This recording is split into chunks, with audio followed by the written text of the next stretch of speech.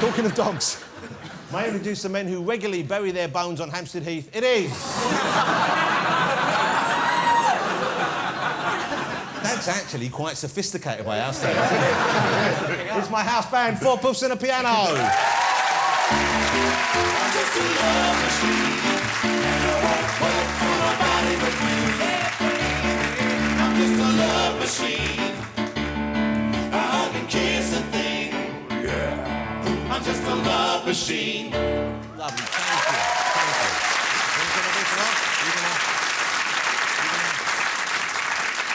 Now, are you going to behave yourself and sit? Are you going to do a sit like a good dog? Sit. Show them how I've trained you. Sit. Sit, Pickle. Good boy. Good. Sit. Sit. Sit. Sit. Good boy. Sit. Yes, good boy. That's it. You see that? That's pretty good, wasn't it? Okay, right. Sit. No, sit. Sit. Not that way. You've got to look at them. Try and look around that way. Like, you know, Paul O'Grady's dog. He does it so well. Sit down. Sit down. That's it. Sit down. Sit down. Sit.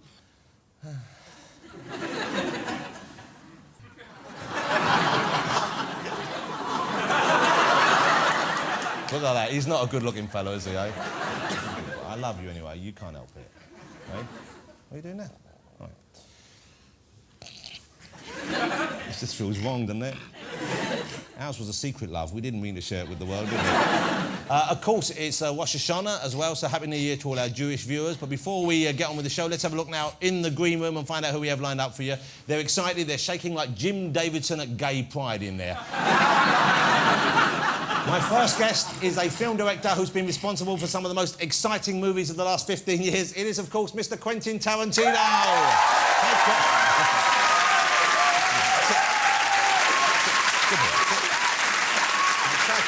Quentin, lovely to see you. Now, Quentin is an experienced director. Now, that's fair to say, isn't it? You're an experienced... Yes, very fair to say. You've earned your spurs. I think it's time for you to step up to the plate and take on the movie you were born to direct. Which is what? The new Harry Potter. No. I can see it. I can see Harry in a gimp mask, Hermione in a ball gag fighting off ninja assassins. You know, now, if I could take it that way, maybe we could have a conversation. OK. Mr. Quentin Tarantino's on the show, ladies and gentlemen. Good boy. Sit. Good boy.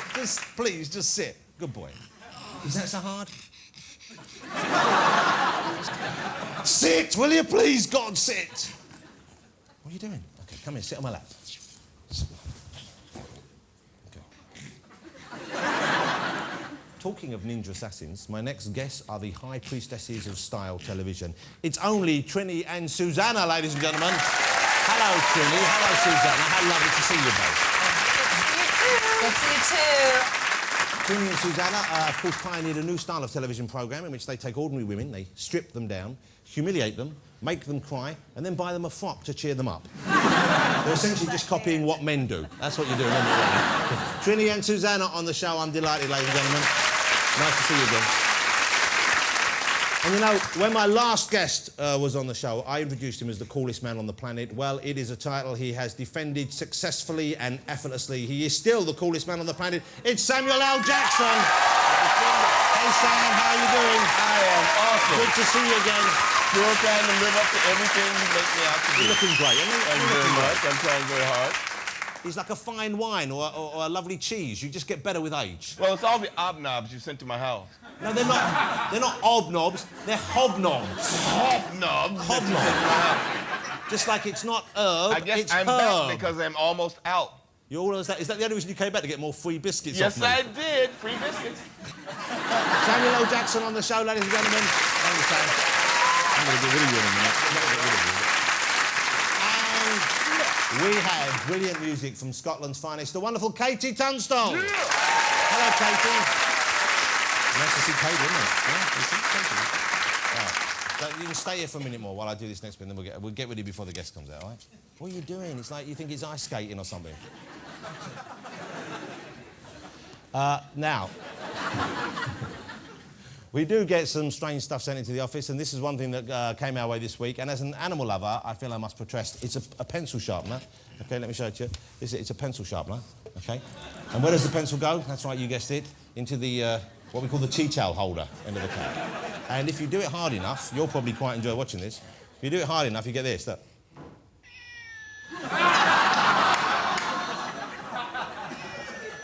Look. He's deaf as well as stupid.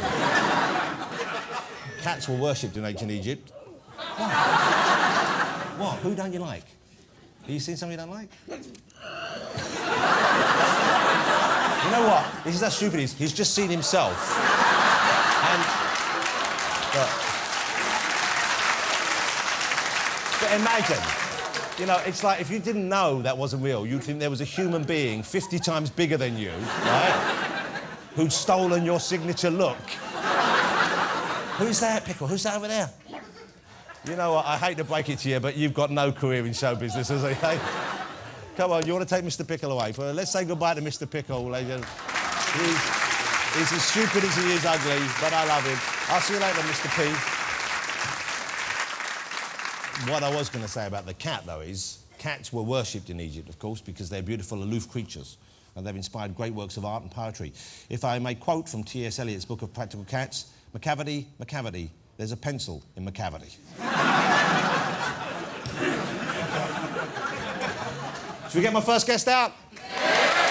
Why don't we? But first, let's take a look at one of his greatest pieces of work, the fantastic Reservoir Dogs.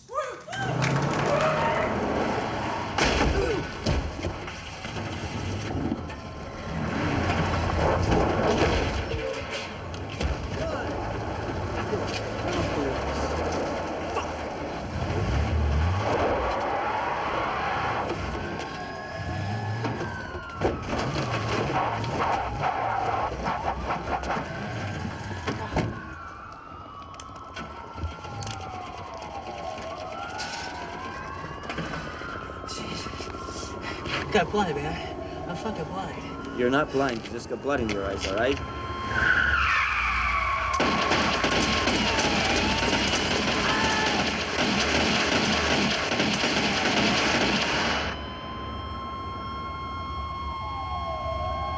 Is he dead? Did he die or not? Let's go. Ladies and gentlemen, the man responsible for that and many, many more fine movies, Mr. Quentin Tarantino.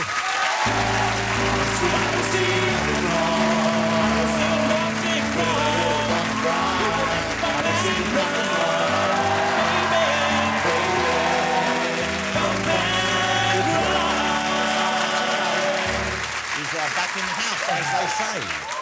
You know, can I just say, I love British television. You're able to show one of the bloodiest scenes in Reservoir Dogs in the clip on the talk show. Never mind that. I thought you were going to say something nice about my dog, you selfish bastard. It's all about you, isn't it, Can Quentin? I say something about the thing? If you must. Okay. The little Jason King.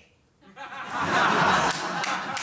like the sound of that. Little Jason King. Jason King the movie. I think maybe we've got the right guy. Do you like a bit of Jason King? I like Jason King. Okay, I that's a like good thing. Randall and Hopkirk.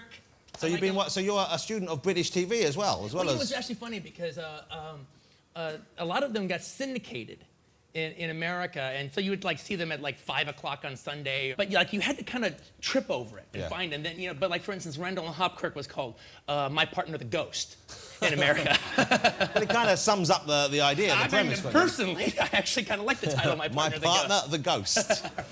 So am I right in thinking that as a child you were probably someone who spent quite a lot of time indoors? Watching things. Oh yeah, I did a lot. Yeah, I was always very. I always loved movies, and I was always really connected to movies and television. Yeah. How were you with girls? When did girls enter your life? When did you get interested in girls, and when did girls start returning that interest? You know, when I did Reservoir Dogs. When you became an internationally famous director, suddenly. Silly that, all right. No, oddly enough, one of the things was funny was. What was really weird is I did really, really good with girls at the very beginning of elementary school. So how old is that? It's like 11, 12? No. I mean like kindergarten, first grade. I'm not talking about I shagged them. I'm just saying. You're saying you had it. They kind of liked me, and I was actually pretty charming and whatever. And I proceeded to lose that Yeah. over time. So you went through a period where you presumably you didn't get a lot of action. You won't get a lot of girlfriends Well, either. actually, part of the problem of that was the fact that I quit school. So what age were you when you quit school? I think I was 15. And can you legally do that? Well, oddly enough, how I ended up quitting school was a weird situation, which to this day, my mom does not remember that it happened quite this way, but this is exactly how it happened. Again, I'm just rebelling against school because I hate it. So one day I ditch, I don't go to school, and then I ditch again the next day, and I ditch again the next day. Now, next thing you know, it's been a week, and I haven't been to school. Yeah. Well, now I can't go back, because the minute I go back, I'm gonna get in trouble. The minute I go back, they're gonna say what happened, and they're gonna call my mom to confirm it. Yeah, yeah. So now I'm stuck. So I just keep staying out, all right? So now it's about 2 weeks. Yeah. And finally they call my mom, what's going on? And I'm busted. So we're having this huge row, and she, just in a fit of anger, as I'm, walking out of the room or something like that, praying she doesn't beat me with a belt. All right, I'm like, I quit anyway. I'll be damned if you quit. Slam the door. And so, maybe the next day or 2 days later, she's putting on her makeup, in the bathroom, and she's bitching at me about something. And she goes, "Oh, and by the way, you know what? I'm gonna let you quit. If you want to quit, I'm gonna let you quit. Hold on. However." Quentin, have you ever seen a woman put makeup on? Because this is like, what was she in the Kabuki theater or something? Well, This is all the over thing the- about it was at first I was just doing it just to get the point across. Then I started getting specific with it. That was some method acting going on right there. He was in the moment. She goes, "If you want to quit, I'm going to let you quit, but then you got to go out and get a job." Yeah. I was gobsmacked. I could not believe she actually said I could quit school. And what, were you terrified or were you excited? I couldn't believe it. I don't have to go to school anymore. I was over the moon. You seem to be still quite excited. They put it like this. Yeah. To this day, and to the rest of my life, every time September rolls around, I thank God I don't have to go back. Okay, so let's talk about the new movie now, because we have a new movie released over here, a Tarantino movie. It's always an exciting event in my life when I know there's a new movie from coming out. Thank you. This has got a strange history, though. It's unusual in the way it's come out. I suppose not that unusual. Kill Bill had an interesting kind of birth as well. That was going to be one movie, then became two movies. This was two movies, kind of, not both by Young, became one. It was initially a double bill with another film. Tell me how this came about and what the thinking was here. Yeah, well, the whole thing was, me and Robert Rodriguez wanted to, he's the RR in my shirt. We wanted to create a whole thing of like a 70s exploitation double bill, the way they used to do. Yeah. And these were the kind of experiences you grew up enjoying. Yeah, exactly. So you would go to the movie and there would almost always be two films on. Yeah, there would be two movies, and a lot of times exploitation movies would be made to actually literally put them together. All right, so they'd be a certain length and they'd be made to complement one another. Yes, exactly. And you'd see that, and they play in all the drive-ins, and they play at all the grindhouses. So what kind of movies are we talking about? Which films did you see? Which films did you enjoy on a double bill as a youth? Oh gosh, that's a good question. Oh, there was a few of them. Coffee and the Mac. So Coffee was a Foxy Brown movie, Yeah, wasn't yeah, it? Coffee was Pam Pam Grier. Grier. Okay. And the Mac was Max Julien and Richard Pryor. I've never seen the Mac. You gotta do it. Cut back to Sam Jackson and hear him say you've never seen the Mac. I've never seen the Mac, Sam. Is that Never seen the Mac? You haven't lived. Actually, okay, in any black neighborhood throughout the 80s, when the Mac was like so old, it's not So it even was a big funny. movie. Well, it was a huge movie when it came out, all right? And it was a big great movie. No, it's the Scarface of pimp stories. Right. And it was actually written by a former pimp, so one of the things that's so great about the movie is the dialogue. Not only is it great and flowery, like a lot of the blaxploitation movies, it's actually also really authentic as far as the pimp trade is concerned. And there's also tons of pimps, real life pimps, all the way through it. Well, I can see it has so much to recommend it. Well, yeah, very much. I would say so. And Max Julien gives actually one of the greatest.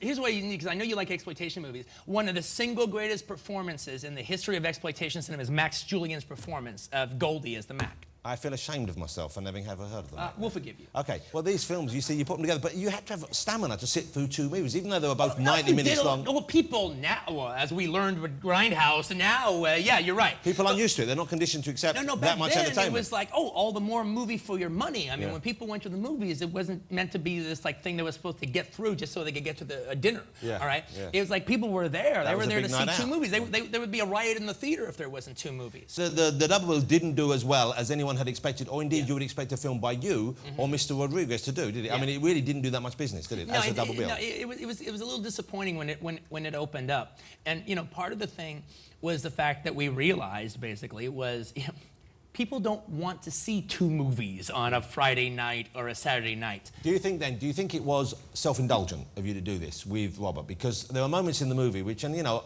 I love these kind of movies, so I kind of am, you're preaching to the converted here already. But I can understand why. I spoke to some people in America and they said that there were people complaining about the projectionist. And in actual fact, you've shot it so it looks like it's badly projected at times and there are mistakes. And I imagine a lot of people just think, what the hell what's going on here? I don't think, we didn't try to make it look like it was something wrong with the projection necessarily. It was like a bad print. It was like a beat up print. But even so, you know, these people are paying money and they want to see a glossy movie and they're used to seeing these movies. I mean, Kill Bill, both those movies are so beautifully shot.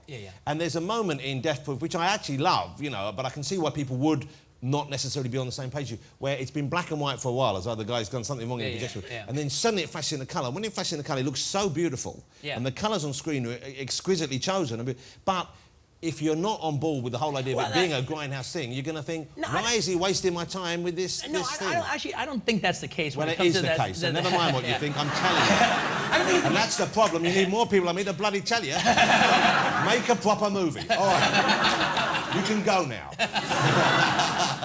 Every time it's like, it was one of the things that's actually funny watching it with an audience. Every time it goes from the black and white to the color, there's always this in the theater. It is a great moment. There's no doubt about it. Let me ask you about the concept of the movie, though, because Death Proof is being released as a solo movie now. Great cast. Kurt Russell is fabulous, and I love Kurt Russell. I've been waiting for him to make a movie that I really enjoyed again for quite a while now. And what a great part for him, and he really is terrific in it. He plays a character named Stuntman Mike, and I can proudly say that I think Stuntman Mike sits on his rogues gallery shelf of great characters, along with Snake Plissken and McCready and Jack Burton. He's great. And what's the concept of Death Proof? Explain to everyone what Death Proof means in the film. Yeah, well, what it means basically is Kurt Russell plays a character named Stuntman Mike. He's a demented ex-stuntman, and the thing is, he's a killer. His thing is he has what we call a death-proof car, which is basically a cool car that he's had a stunt team reinforce. So it's basically, it can get in the worst crash in the world, and if you're sitting in the driver's seat, you'll live through it like you do in stunt movies. And his thing is his thing is to kill women in his car, because it's like he's a rape murderer, because as he kills all the women, the car crash itself, he can live through it. It's like a sex act. And so his thing is to go around finding posses of girls. And then when he finds a posse, he follows them for a week or so, and then finds the right moment, and he watches them go out on a Saturday night, and they drink, and they take drugs, and they get all messed up. And then as they drive home, he crashes into his car, killing them all right? But he gets to live through it. And then he recovers and then goes to another state and does it over again. Yeah, okay. It's a... Did that describe it? Yeah, but it makes you sound mad as well. But that's a good thing, I think. That's a good thing. That's a good thing. That's a good adjective. We're going to show a clip now. This is from Death Proof. Look at this. Oh, my God.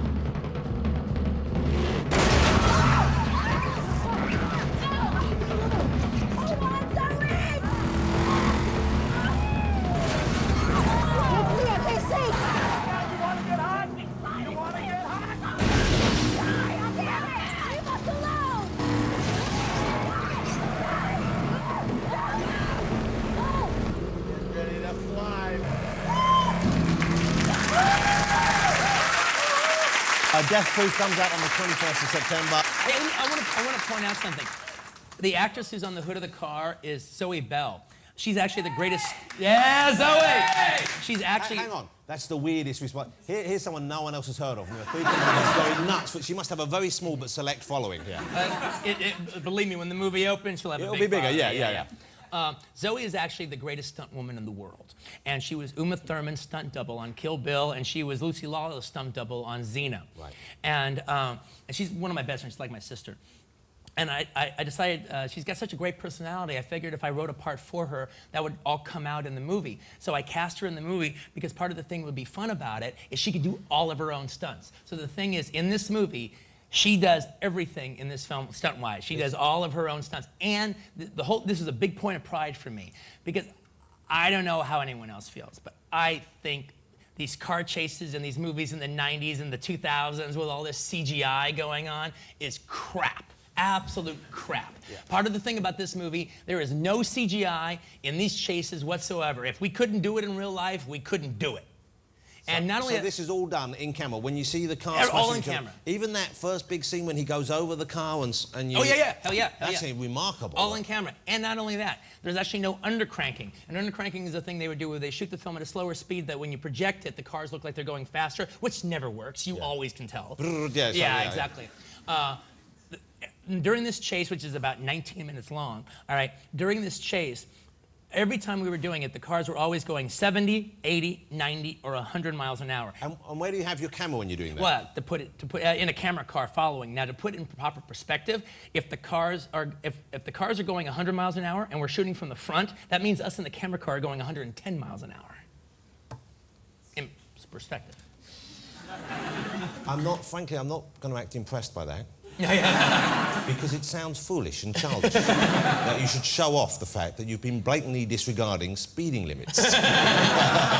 But it's great fun for you. I guess part of what I admire about your films and also your life is that you seem to make the movies you want to see. No, definitely. And here's a film which, they don't make these kind of films anymore, either in the sense of the car crashes being real and the car chases, but also that kind of exploitation feel to a mad killer in pursuit of people. And you've made a movie which obviously you would have wanted to see when you were younger. Oh, actually, it's funny because I've been kind of going like around the world selling the movie piecemeal. It's been really funny because we decided, as opposed to like all my movies after Reservoir Dogs, they all kind of open up simultaneously all around the world together. Yeah. So you go to London and you're there for like 5 days and then like right to Germany. Yeah. And here we've been like doling it out little by little by little. So I've been able to do a whole regional tour through the UK. So it's been fun to actually watch the movie with all these different audiences, but also have it kind of spaced out a little bit. So where have you been in the UK? What part? Well, I just got it back from Liverpool today. And did you enjoy Liverpool? Oh, I had a fantastic time. I actually met Cherie Blair. Wow. Yeah, she was on my... Hang on, that's a kind of unusual thing to hear you say. I met her this morning, actually. I would imagine, I expect you to say someone else, but Cherie Blair seems like... You seem like an odd mix, the two of you. No. Is she a big Quentin Tarantino fan? Well, apparently she is. Actually, what happened was it was this morning, and she was on the same floor as I was in this Liverpool hotel, and they realized I was awake because I had my radio on, so...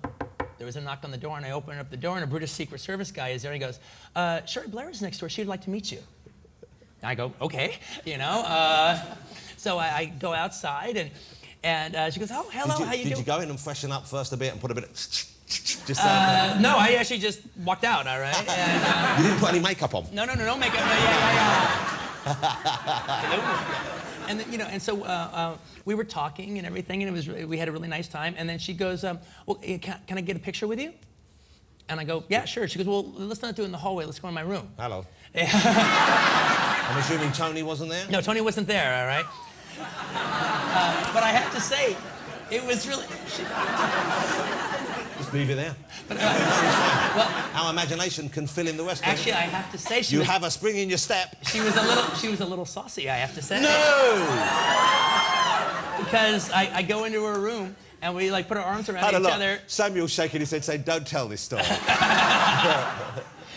We go in the room, we put our arms around each other to take the photo, and she goes, "Actually, my husband's off. That'll teach him. Next time they go off, I got me a new man."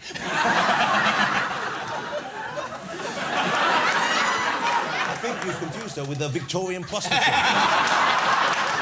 I did a little bit of a Don Cheadle there. Sorry about that. Quentin, how great to see you again. Good to be here. You're a great character. I love meeting you, but certainly I love your movies. Mr. Quentin Tarantino, ladies and gentlemen. Thanks for having me. Great to see you again. Thank you so much. It was great fun. Thank you. The makeup wasn't so bad. Thank you. Hey, Quentin. Now, we had some feedback on the show last week. It was the first show in the series, of course. A few things had changed. Now, a lot of you think I should get rid of it. It's ugly and it does nothing for me. And I think that's unfair because all he does is play the piano over there and we need someone. Just a joke, David. Now, what I'm talking about, of course, is the beard. And there's been some correspondence about the beard I grew over the summer. And it's, to be fair, it's mixed, all right? We had a few emails. Here's just a small pile of some of the emails we had, right? And this is some of the remarks. These are all genuine remarks. It said, I'm sorry, I was watching Friday night and it's just not doing it. The beard takes away your cheekiness and takes your score from a 7 to a 4. 7? Out of what, 6? Another one says, you look like you've got a hair lip. We'll take that as a neutral. That needn't be negative. Another one said, you look like Jimmy Hill. And rather worryingly, that's from Mrs. Jimmy Hill. So, I'm not making any decisions about it yet. I don't know if I'm going to keep it for much longer. I'm going to wait until next week after I've had my tits put in, and then we'll see how it goes, all right? Should we get my next guest out? Yeah. I think we should. Will you please welcome Trinny and Susanna? I've never seen it fair. Don't chorus go on. Tits and ass have changed my life. Obviously, the ladies look gorgeous. You've got your outfits dead right as usual. How much time do you spend on a big, high-profile event like this evening when you're coming out here? Weeks. You know you're going to be seen. How long do you spend to get these outfits chosen? Weeks. Seriously, I imagine there is a greater pressure on you to get it right than most people because, of course, if you're giving out If you're information... giving it and, out, you're you've saying got to to people, take it. you should look this way, people are going to scrutinise you much more closely.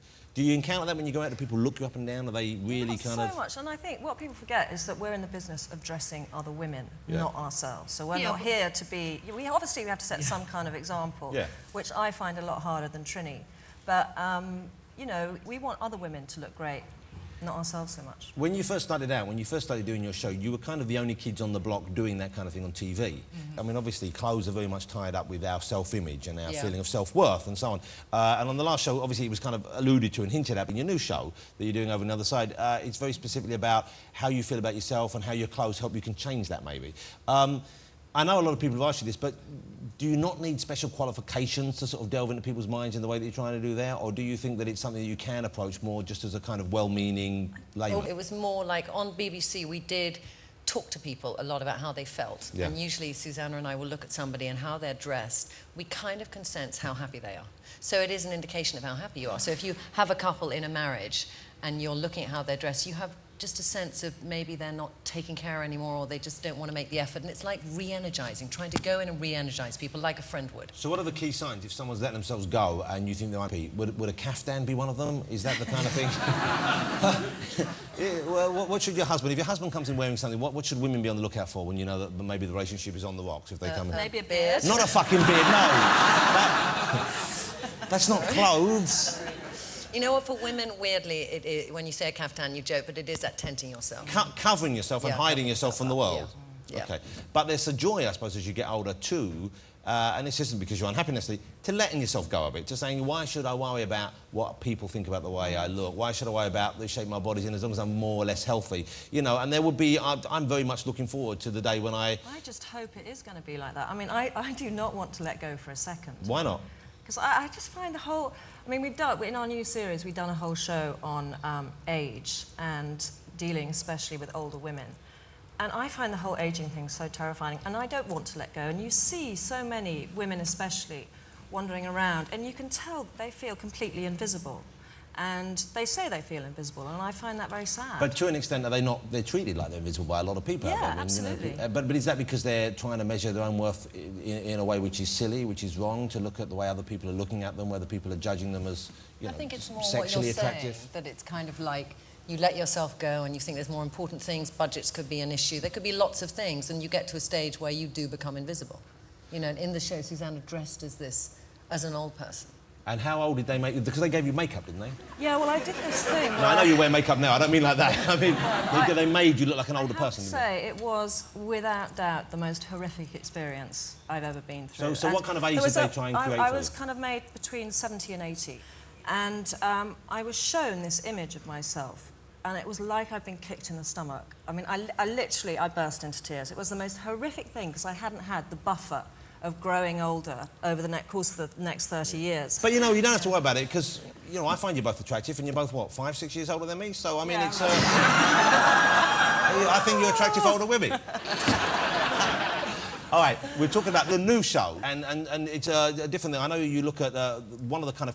It's not really a campaign as such. One of the issues that you deal with is the concept that women, more often than not, it seems, wear the wrong size bra for themselves. It's about breasts. So there's a session where you yourselves try on different bras, and you try and encourage a whole town to get fitted correctly. Is this right? Yeah, we get 1,000 women in Rothwell, in Leicestershire, Right. and we take them in the town square and we resize all of them. We feel 1,000 breasts. And in is a this day. done? How is this done? Experts like myself come in and gauge the... We could have done with you. It might have been... Actually, Yeah. it probably would have taken a lot longer, the whole process. No, I'm very keeping quick, the- don't worry. Yeah. As soon as I'm satisfied, I'm asleep.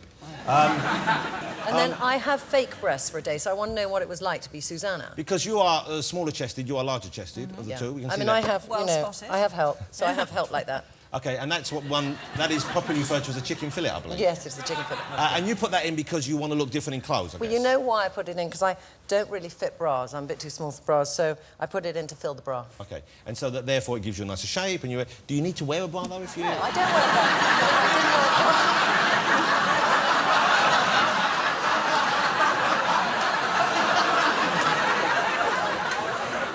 Judge not, lest ye be judged. Honk, honk! Yeah. They're just impressed that I'm so in touch with my feminine Yes. side. OK, let's have a look at the clip. This is from the new series, which is starting in November. You do, what is this, silicone self-adhesive bra? I mean, I just know that's going to cover half my boob. So these are both the same thing. To give you a cleavage, look, you pull it in, You Susanna. clip it on like a bra, so you can wear backless tops, maybe. Try this. This is a 36 double Ds. That's obviously too big for me as well. Flash This the is, neighbours. can I just say, this is so hard. This is one of those things that is meant to massage your boobs and make them bigger. It's going to Yeah, suck. it's going to suck and massage. Okay, hold on. Sorry. It's got a telephone. Hello?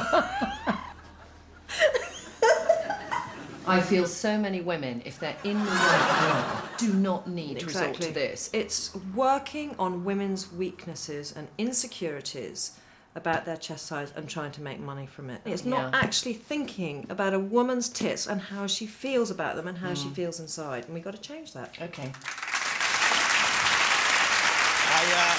That's from the new show, starts in November. I don't know if those things work, but you could certainly make a couple of nice blancmanges with them, No, couldn't it you? is. It's like you feel like your udders are being milked. OK. Let me talk to you about your book. Let me ask you about this book you have coming out, because you have identified a new way of people interpreting their body, I believe. Yeah. There's the book, The Body Shape Bible by Trinny and Susanna.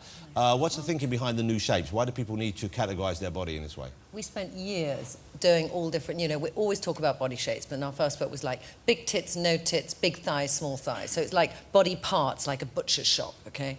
And then we kind of had information on each one, and that some of them would conflict. So if somebody said, if I have the big This tits... was for you to help people choose outfits. Yeah, Like, if and you have just- big hips, this yeah. kind of thing will Wrong suit and you. right, then- really simple, like Yeah. a medical dictionary. And then we've done a few books since on different things, but a lot of people write to us and say, but if I have the big tits and the big bum and then whatever, this is not going together. I want to know exactly how I should do it. So we researched for a year and we did a big survey.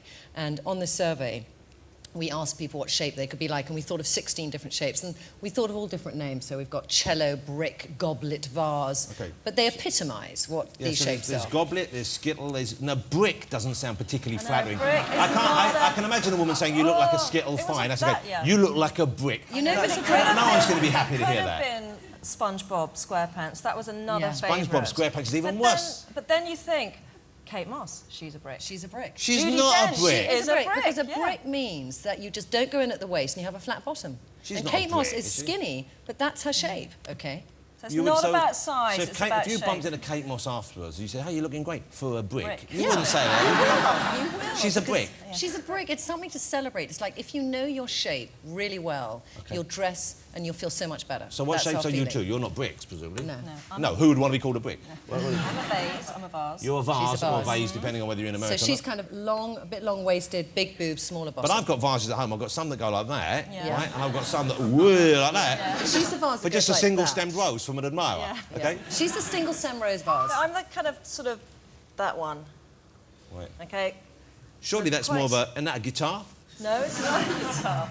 That's a cello. So you're a vase. Yes. And you are a... And I'm a pear. A what? I'm a pear. You're not a pear. I am, There's because nothing I'm wrong with you. little You here. can't be a pear. Yeah, Pear's but got a big you old see what arse. There's you're no arse doing? on you Shall I down there. tell You're, you like, what you're you're a doing? vase like that vase. What you're doing is you're equating it with size, and we never do. Okay? So Judi Dench and Kate Moss are a brick. Good point. I All stand right? corrected. Okay, Yes, I and understand. I'm a pear because I'm very narrow here, and as you know, I have no tits. And down here, I have a bit of a saddlebag. And that's on your hips. That's on my saddlebag here. It's Do the these thigh. sizes... Trust me, when she's not wearing any clothes, her arse could block out the sun. It is huge. It's just really, she's very clever at disguising Trust it. me, I've seen it. Trust me, where have you? Who was that pressed against your window 3 days ago? What about men? Do these sizes work for men? If you were to look at Mr. Tarantino and Mr. Jackson there, what shapes are they? For men, it's very basic. It's, do you have man boobs? Do you have a beer belly? Do you have short legs? Do you have a big torso? Or do you have a thick neck? Okay. Those are the things that really define, or can define, Quentin our man. Tarantino looks like the Madame Tussauds model of Simon Cowell right now. Yeah. He's sucked the stomach in, he's putting the chest out very deep. I'm not sucking the stomach in. You are sucking it in. Samuel, isn't he sucking his stomach in right now? No. You're just saying that because you want to be an inglorious bastard. Get out of here. So what I think definition? Samuel feels that we're speaking a foreign language. Well, we are. Yeah. What size is? What shape is Quentin in? He's. I think I'm slightly top-heavy. What does top-heavy mean? Good legs. It means you're more masculine and buff at the top than you really need to be. What about Samuel? What do you think about Samuel? Although Samuel's quite well covered. I'd say pretty perfectly formed, actually. Yeah. You're just scared. Yeah. Sam's pulled again. We bonded, babe. Can I just say this for you is What do you think? the continuation of your midlife crisis. You think so? What midlife crisis? What are you talking about? You've come in dressed as David Bowie with the old sequins on. What are you talking about? Me midlife crisis? All I'd say is that denial is not a river in Africa. You like it? Do you like the beard? Do you think I should keep the beard or I was not? just wondering, what Susannah? charity is it for? Why are you doing it? Why is it there? 'Cause you are a very I'll handsome tell you why. man, you don't Do you need want to know it. the truth why I grew it in the Yeah. summer? Fancy You dress. got a No, dog. I drew it because I wanted to look like Roy Scheider in All That Jazz. Yeah. And as you can tell, no one knows who he is or why. We do. And but I you even don't. bought the whole outfit, and I walk Yeah. around wearing the whole outfit Yeah. from all they just. How sad is that? I'm Yeah, 46. it's- Maybe but it is a midlife He crisis. did have sort of. I remember him for his pert bottom and snake hips. I'm pretty pert. I'm pretty snaky. You are looking quite fit at the moment, I have to say. Stand up. Oh, Christ. You've lost quite a lot of weight, haven't Yeah. you? You look 17. trim, I lost turned out. 17 stone over the summer. It's very nice line. Feel my arm. Do you want to feel my arm? Yeah, do you want to feel my arm? Yeah. Feel my cock. Just feel Don't. Why would you clap blatant sexual harassment? They have harassed me. Don't clap. So you think, oh! Don't didn't pinch it. actually So go that in was the right quite a place. It was quite unpleasant. Was it? Do it gently. Cup it a little bit. I was trying to find Stop you, it. Let's darling. move on. This is. None of this is usable, and now I'll have to go and masturbate afterwards. All right. You see, hot flush. Yes. Midlife crisis. No! All right. Can I ask you, we're changing the subject. Are you wearing your magic knickers this evening? No, but we're wearing our beautiful range from Littlewoods Direct. You see, that's a heavy plug there. Hey, lovely to see you again. Congratulations on the show. You know, when you made the move over, initially I thought, OK, this is going to be tough for you because you have a successful show here and you obviously have to come up with a different format, but it worked. And I'm pleased for you that it did, and I'm looking forward to the new series as well. Good luck with the book, good luck with the range of clothing, good luck with the coffee commercials, good luck with the other commercials where you pretend to be spies that aren't terribly convincing, but anyway. What are you doing that for?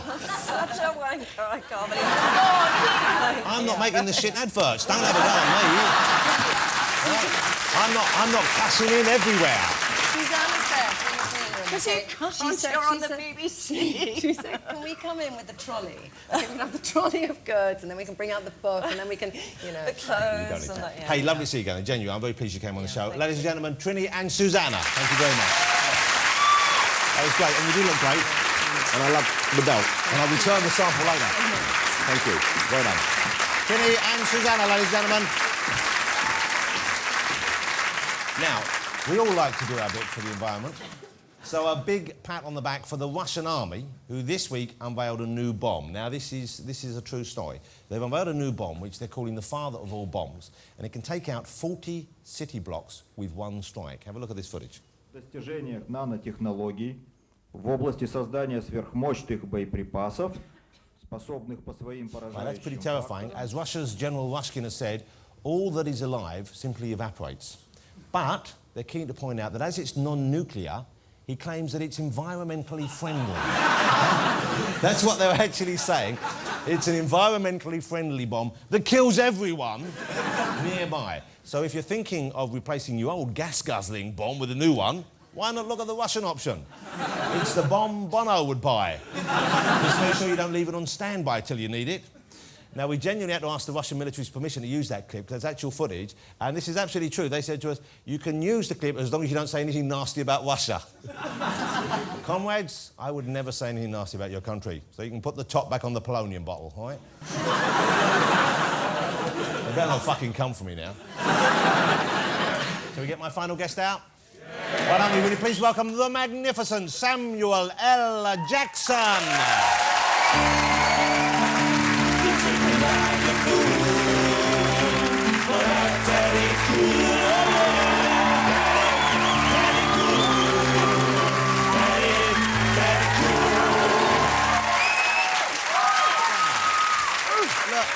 How cool is it to be back here? This is awesome. Yeah, how do you... He gets it so right, doesn't he? Have you ever seen a more dapper-looking man? Look at that. Oh, come on. It's casual, yet it's sharp. How Casual, do you do we it? show up, we get some bling in the feet. Well, look at this. What's going on? Yeah. Please, please, please take me shopping with you. No problem. You look fantastic. I know people. Thank you very much. Samuel, can I ask you a question? Let me ask you a question here, because you don't appear... I've been watching your movies for many years now. Always enjoy your performances. You do not appear to be aging. Amazingly, I am. Can I ask you how old you are? 58. 58? There's no way you look 58. Yeah, I got a birthday coming in December, so... Wow, well, I'll get you those hobnobs you requested. Thank you very much. 58. And yet your face, you look so great. Do you put any creams, unguents, lotions, preparations? My makeup artist insists that I use hot towels after I worked all day, so I get all the makeup out of my face. And I generally, you know, stay out of the sun. I wear hats, big hats when I'm on the golf course. The sun is a killer on the face, of course. It ages I've the heard face. that, Yeah, you know, but I wear big hats, so I don't think about it. You see, you carry off a hat better than just about anyone I know. Well, thank you. You're wearing that one. Is that, you kind of favour them backwards, don't you? I favor Kangols backwards. I wear some other hats forward. I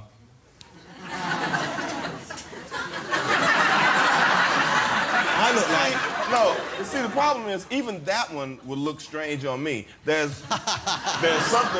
something about those that are very different from these. This is a Spitfire, and it has a band around it, so it looks very much like a tam when it's turned I think they've sent me the ones that Saddam Hussein that wears. Those ones... I look like I want to take over a country, don't I? Yeah, exactly, yeah.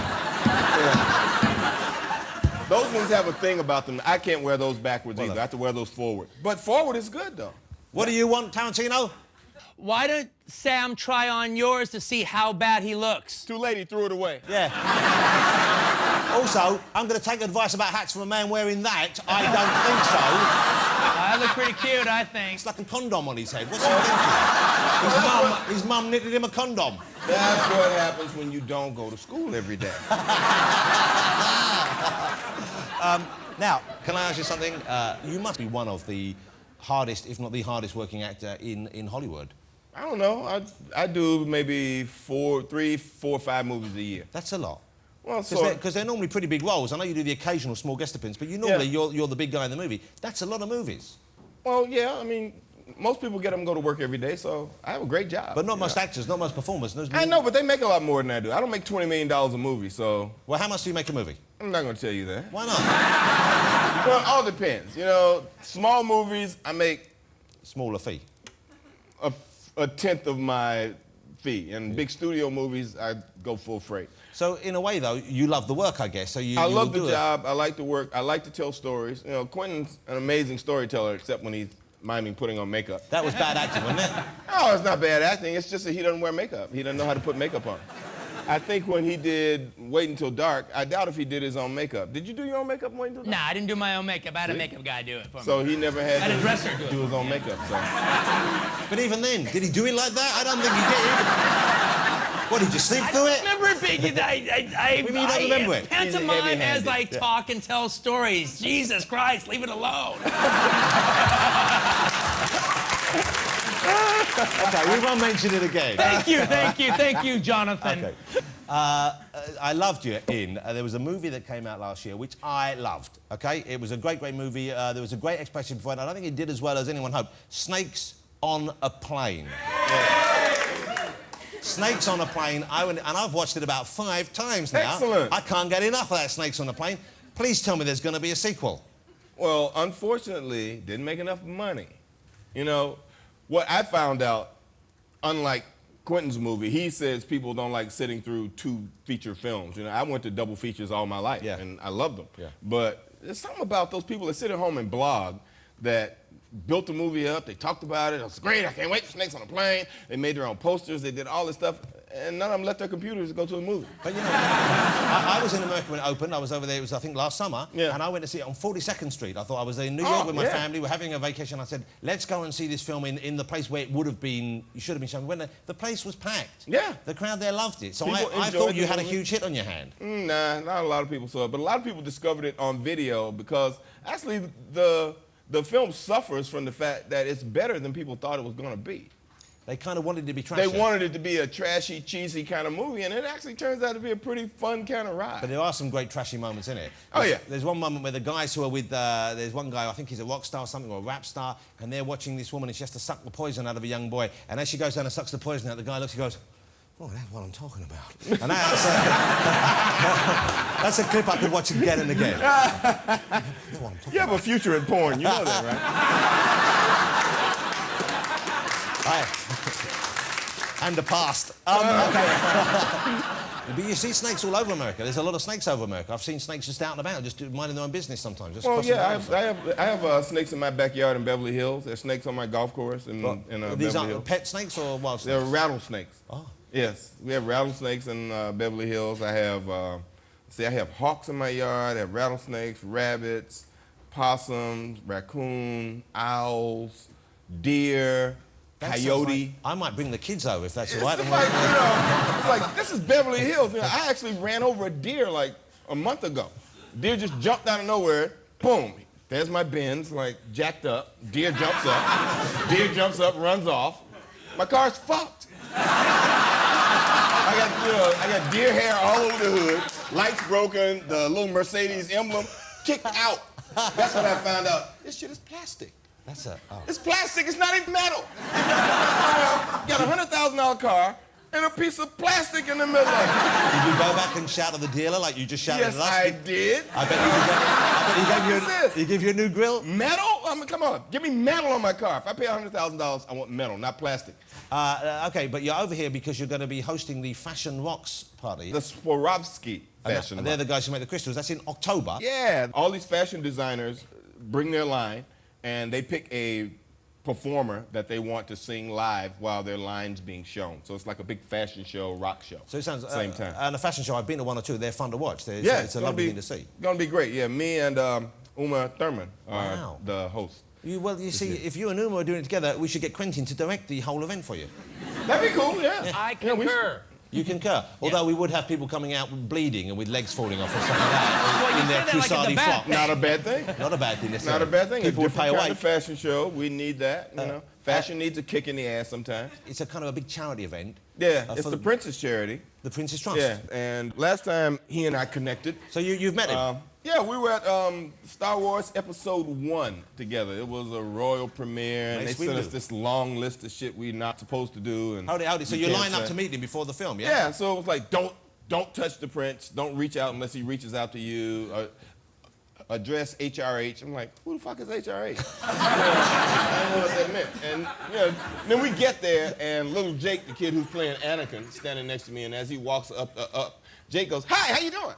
And, oh, you're not supposed to say that. And Prince goes, "Oh, I'm fine. Oh, you know." So when he gets to me, I just look at him and say, so what's happening? And he's like, "Fine, thank you."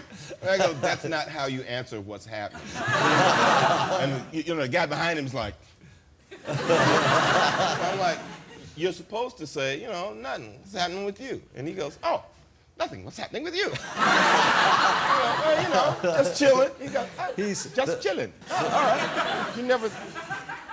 Of course he's never. The Prince doesn't chill? He never watches MTV Base. His whole life is a chill. What are you talking about? Yeah. All he's doing is chilling. He don't have a real job, right? But you know.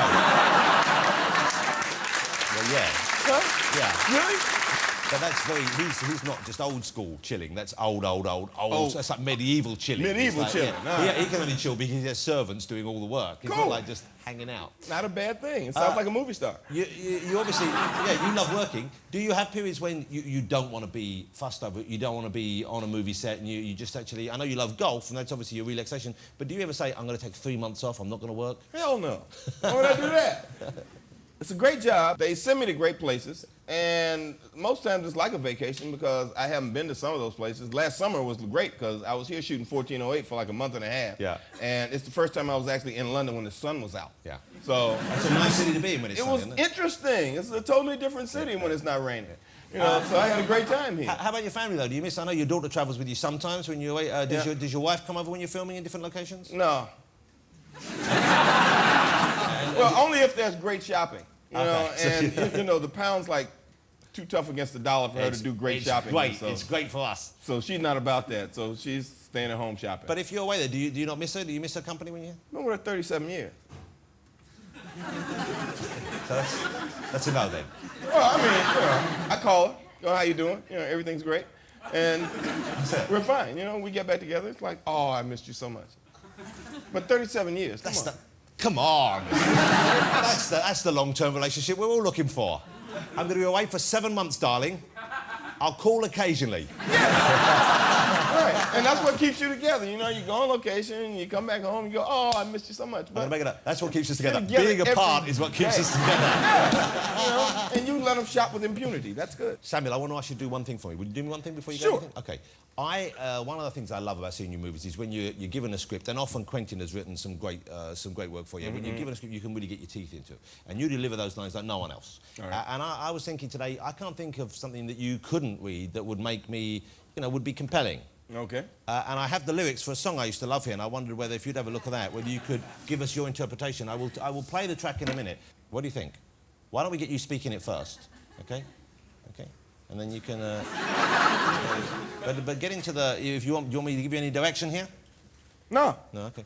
So, you want this up, down, serious? When you what read do you it, want? what do you think it would be? What's the best way of reading that? Do you think? I think I'd go with, not happy that the person's like in this space right here. That's how I was going to direct you. That was the way I was going to direct you if I'd have been allowed to direct you. All right. Okay. So should I do this to you or should I do this to the camera? Do this to the camera. Do it straight to the camera. All right, cool. Okay. Hold on. Hold it. Action. What's the matter, you? Hey! You got no respect? What do you think you do? Why you looking so sad? It's not so bad, it's a nicer place. Now shut up or you fail. Oh, come on, ladies and gentlemen. The magnificent. I wish we had some flowers to give you. Wow, thank you.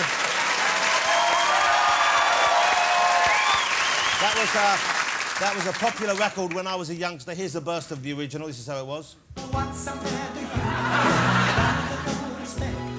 What do you think you do? Why you look so sad? It's not so bad. It's a nicer place. Oh, shut up or your face. You see, so it was a different, had a different feel there. All right. We're going to say goodbye now. We're going to say goodnight to Sandy. Before we do, I'm just going to show you, I think, my favourite moment for one of my favourite movies of last year. You'll enjoy this. It's Samuel in, of course, the legendary Snakes on a Plane. Yes. We've had to bleep it out because you can use the words in isolation, but together we can't use this particular phrase. Before we say goodbye, check this out. Enough is enough! I have had it with these snakes on this plane! This is Samuel L. Jackson. Thank you so much. Great to see you again. Samuel L. Jackson. Thanks to all my guests, Samuel Jackson, of course, Trinny and Susanna and Quentin Tarantino. Thank you to all of them. Next week, wow, it's a good show. I think we have the indestructible Richard Hammond on the show. Hollywood heartthrob Christian Slater will be here, and the regal Dame Helen Mirren will also be in the couch. And we have music from one of my favourite bands, The Hives. But now performing Hold On from a new album, Drastic Fantastic. Please welcome the lovely Katie Tunstall.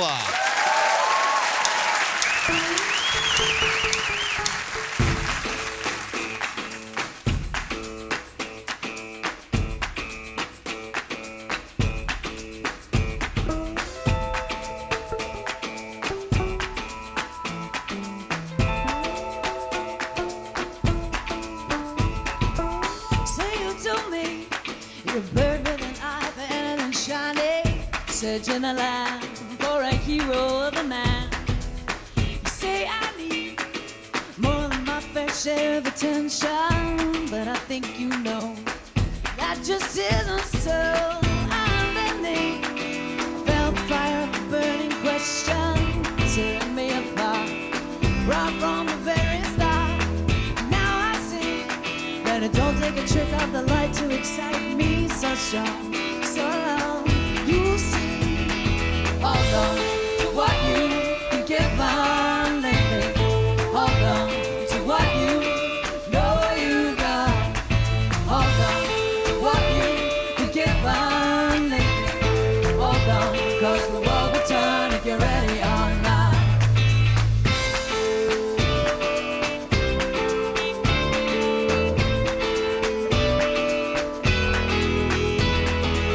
Simplicity, a heart of gold and old head and young shoulders, quiet and lovely, becoming part of me. Now I see from a handful of names and 1,000 faces, one light burning fiercely. I was tired of January, tired of June. I felt the change were coming.